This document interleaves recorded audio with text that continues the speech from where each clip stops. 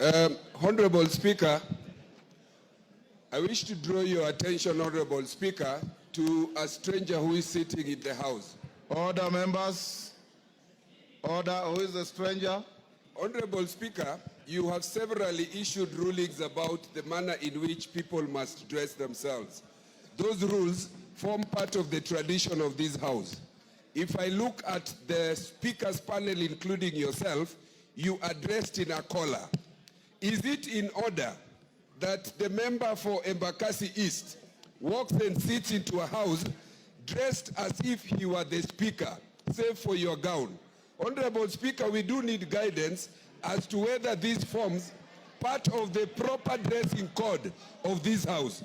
Honorable Speaker, this honorable member may have been admitted the other day, but that dressing code may cause confusion.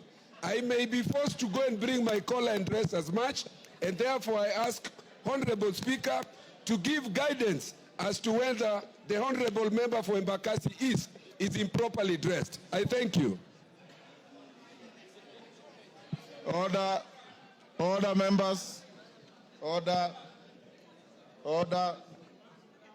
Order, members. Indeed, Hon.Babu Owino, you are improperly dressed. Even your very seniors, the likes of Millie Odhiambo, Senior Otienda Molo, Otieno Kajwang, the Chief Justice in quotes, Gladys Sholei, have never turned up dressed like that. I order you to retreat from the House and dress up and come back.